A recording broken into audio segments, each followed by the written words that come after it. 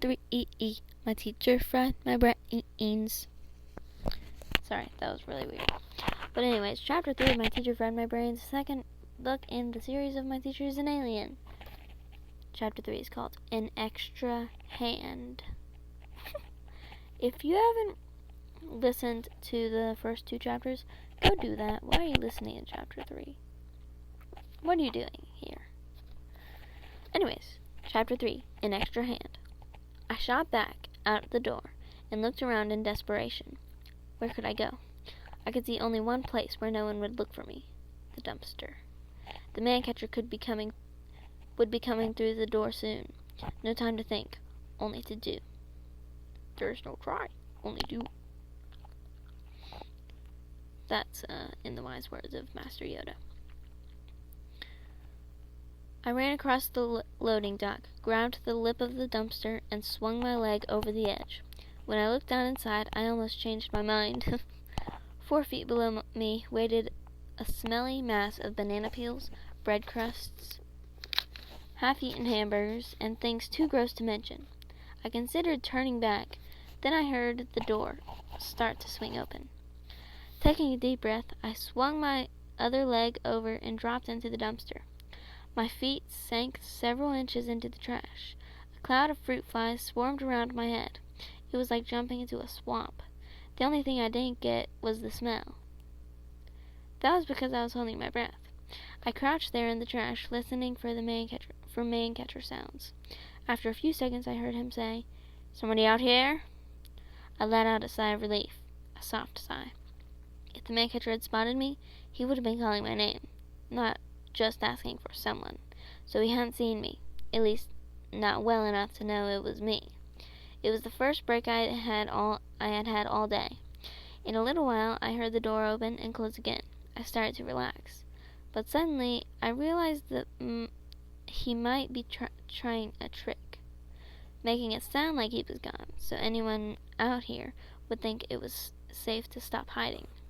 I decided I had better stay right where I was. The only move I made was to shift around slightly so I could sit down. As I did, I could feel stuff smearing all over me. Something was wet started soaking through my jeans. This was revolting. Revolting means like gag-worthy, like that's what revolting means. I'm sorry, I know you guys probably aren't little kids, but whatever. But it was better than getting nabbed by the man catcher. I gave up holding my breath and sucked in a load of fresh air. Well, fresh wasn't quite the word for it. Let's just say that if I didn't have to breathe, I would have quit right then. It was hot in the dumpster, not surprising. The thing was made out of dark green metal. I began to feel like I was in a big, smelly oven. Sweat started pouring down my face. How long was I going to have to stay here? When would it be safe to sneak out? I heard the all-clear buzzer sound. Kids began to shout and laugh. No aliens after all. I began to relax. Everyone would be inside soon. Maybe then I could get out of the dumpster or out of here without getting caught. Unless, of course, the man catcher was still lurking around outside. Soon I realized I was hungry. So am I. Oh my word, it's almost lunchtime. Whew. I also realized I was surrounded by food. I wondered if there was anything I could eat in here. Maybe something that had just gone thrown in. If I have a good fairy, she has rotten timing. I can think of a dozen wishes I would rather have had come true that day, such as that I had never gotten out of bed to begin with that morning. No sooner had I started thinking about food when I heard a sound. Without thinking, I looked up just in time to see the round mouth of the garbage can being lifted over the edge of the dumpster. Down it came, right over my head. A garbage shower of soggy napkins, pickle bits, orange peels, ketchup-y french fries, and who knows what else, all swimming in leftover chocolate milk. I wanted to scream and shout, but of course, when I could have been found and dragged off to the man catcher's office. My stomach was trying to add my own lunch to the pile of stuff in the dumpster. But I managed to... I forgot what it was. But I managed to hold things down. I heard scraping noises. Another garbage can appeared above me. I scrambled back across the trash, on my hands and knees. It was slick, and I had gone only a few feet when one hand plunged down into the soft spot, and I dropped my face into the goop. That was disgusting, but not terrifying. What was terrifying was what I spotted only 6 inches in front of me as I was going down. It was a hand. A human hand, lying between a ball of aluminum foil and a leaky, half-eaten jelly sandwich. The garbage muffled my scream when my heart stopped beating so fast. I lifted my head and looked again. That was when I realized the thing I had seen was more like a glove than a hand. A skin glove. Maybe a better way to describe it is that it was like a mask for someone's hand. It reminded me of Broxholm's mask, the one he used to make him look like a human. When my brother had tried to fool me that morning, it was his human-looking arm that had tipped me off that he wasn't an alien. Until now, I had thought about it the other way around. But since Broxholm was really green underneath his mask, then the rest of his skin must have been green too. Or maybe it wasn't.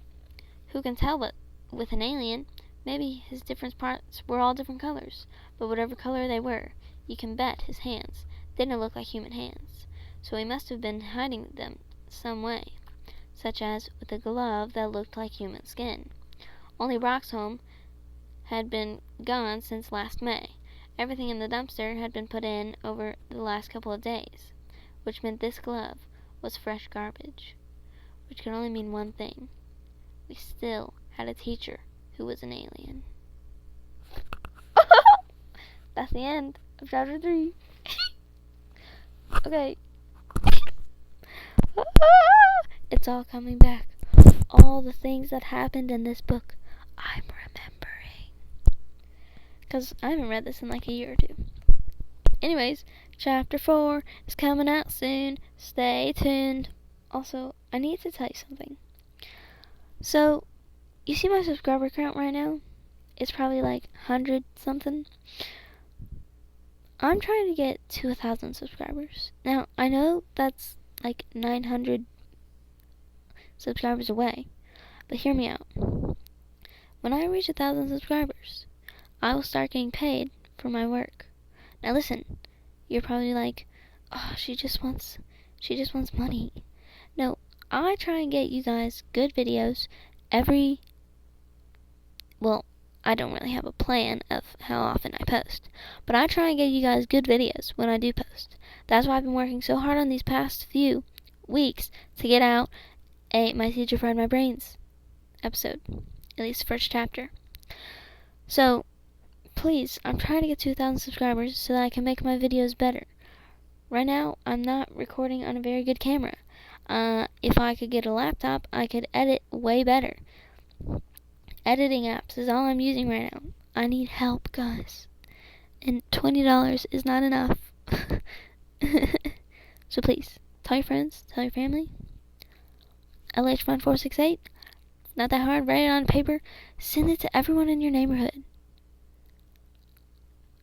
I just need about 900 people. Or 850 or something. Please, guys, I need help. Thank you for watching. Please like and subscribe.